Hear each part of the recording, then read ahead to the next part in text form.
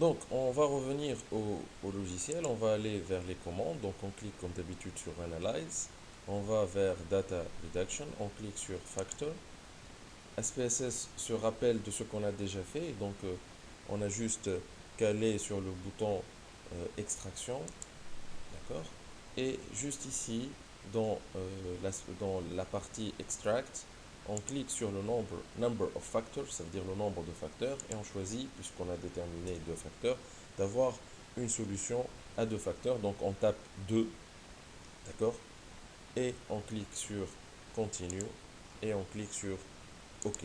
Donc SPSS va générer un nouvel output. Donc la première chose à vérifier, c'est le pourcentage de la variance expliquée par une solution à deux facteurs à travers le tableau Total Variance Explained. Donc les deux facteurs expliquent seulement 48,228% de la variance, alors que tout à l'heure, les quatre facteurs expliquaient ensemble 60%, plus que 60% de la variance. Donc après avoir effectué une rotation d'une solution à deux facteurs, il faut regarder les trois tableaux que SPSS propose à la fin de l'output. Donc il faut aller à la fin de l'output et voir le tableau Component Correlation Matrix.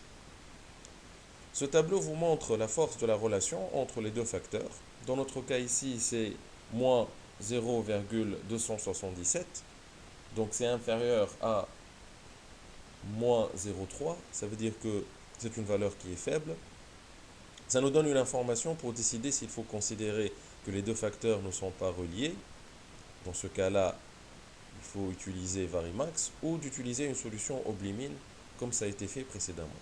Donc dans notre cas, la corrélation entre les deux facteurs est faible, ce qui nous donne des résultats similaires, aussi bien si on utilise une rotation Varimax ou une rotation Oblimine. Mais il faut connaître une chose, c'est que si vous trouvez une forte corrélation supérieure en valeur absolue à 0,3, vous devez utiliser la rotation Oblimine. Donc ici, puisqu'on a utilisé une rotation Oblimine, donc nous avons deux tableaux. Le tableau Pattern Matrix qui montre le poids de variables dans chaque facteur.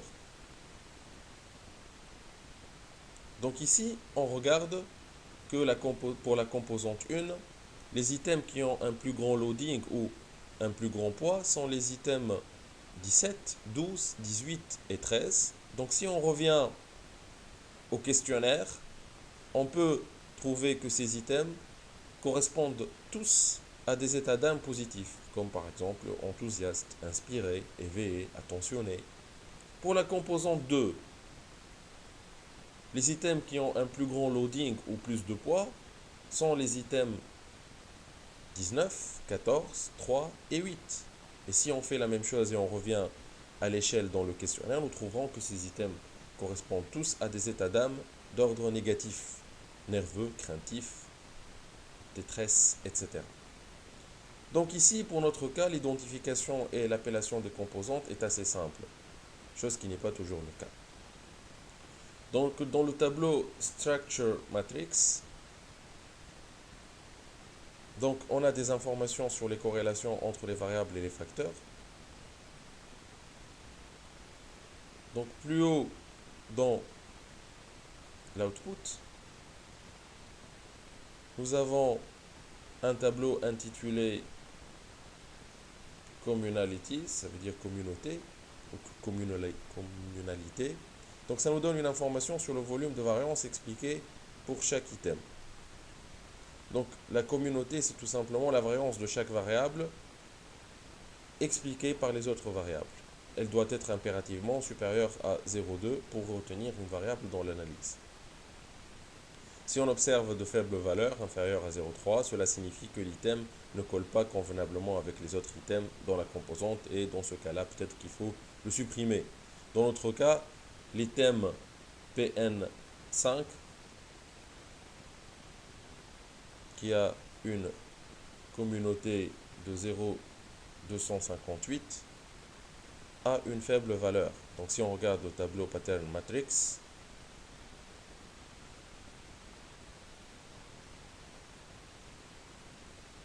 on voit que l'item PN5 présente le plus faible poids dans la composante 2, 0,49.